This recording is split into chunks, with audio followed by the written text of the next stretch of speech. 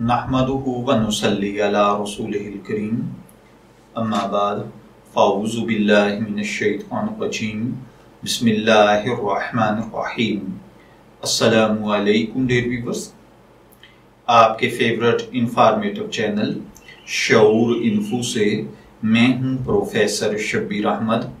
हमारा आज का टॉपिक है, क्या सफ़ के दरमियान में कुर्सी रख कर नमाज पढ़ना जायज़ है या नहीं। ये एक सवाल है जो कि हमसे मोहम्मद जुबैर साहिब ने पूछा है। वो कहते हैं कि मस्जिद में सफ़ के दरमियान कुर्सी लगाना जायज़ है या नहीं, बाकी नमाजियों की नमाज हो जाएगी या नहीं।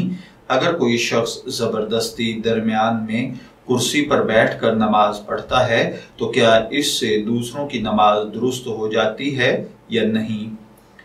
देखिए भाइयों और बहनों, वाज़ेह हो कि सफ़ के दरमियान में कुर्सी रख कर नमाज पढ़ना जायज़ है, मगर बेहतर यह है कि सफ़ के एक तरफ यानी दाईं तरफ या बाईं तरफ कुर्सी रख कर नमाज पढ़ी जाए, ताकि कुर्सी रखने की वजह से सफ़ में जो खला या बेतरतीबी पैदा होती है वो ना हो।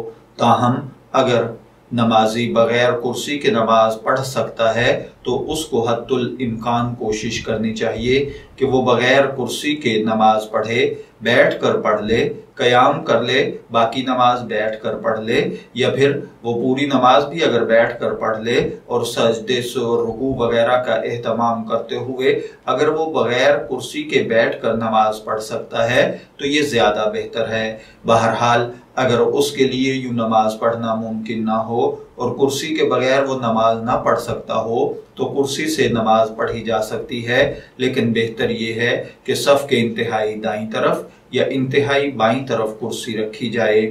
मैं दुआ गो हूँ कि अल्लाह ताला हमें इन बातों को समझकर इनके मुताबिक अमल करने की तौफीक अता फरमाए।